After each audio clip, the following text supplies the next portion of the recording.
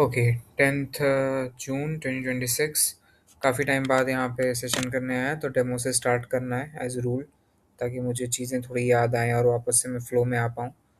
तो यहाँ से मैंने डाउन ग्रेड ले लिया क्योंकि अप ट्रेंड में दो वीकनिंग कैंडल्स आ गई थी रेड वाली।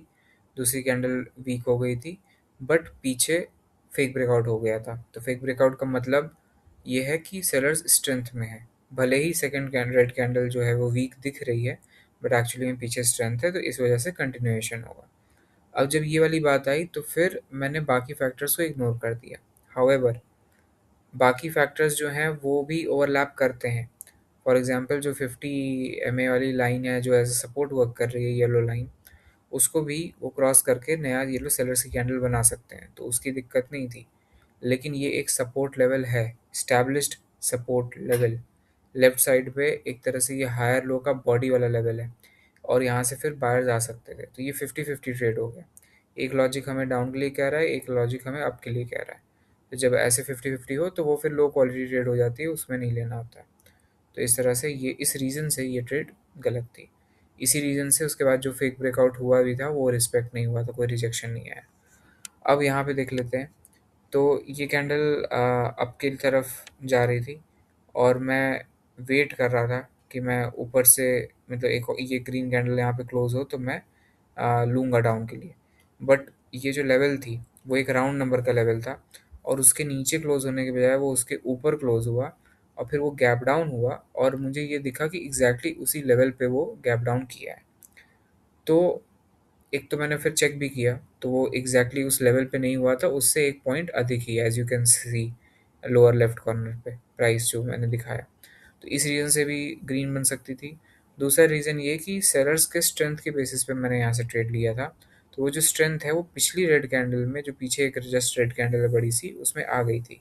उसमें भी मैं बैठा था ट्रेड लेने के लिए, लेकिन मुझे उस लेवल के ऊपर एंट्री नहीं मिली, इसलिए मैंने एंटर नहीं किया। नहीं तो एज यू कैन सी कितनी स्ट्रेंथ में वो रेड बनी थी।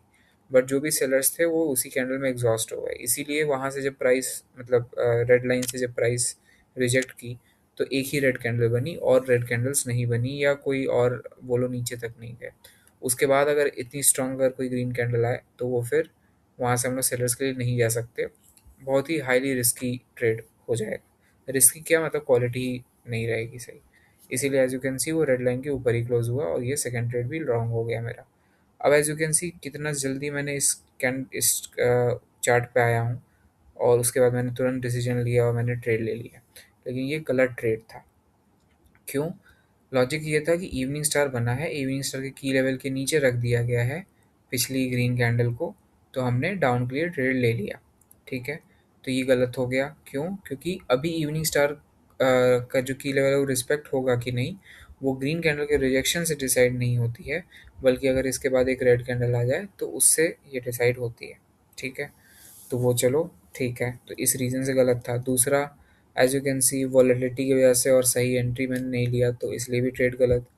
तीसरा रीज़न कि अप ट्रेंड में एक रेड कैंडल थी, उसके बाद जो ग्रीन कैंडल आई वो एनगल्फ करने में फेल हो गई। तो हम लोग जो रेड के लिए अगर हम लोग जाते भी, तो ऊपर वाले पोजीशन से जाते, रिजेक्शन ट्रेड लेते, जहाँ पे प्राइस कभी आई ही नहीं। तो जब आई ही नहीं तो वहाँ पे कोई ट्रेड ही नहीं बनता है।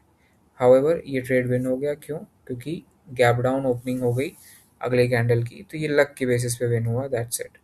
तो अभी डेमो के लिए ये ठीक है, अब मुझे और थोड़ा प्रैक्टिस करके बेटर होना होगा। सो या दैट्स इट।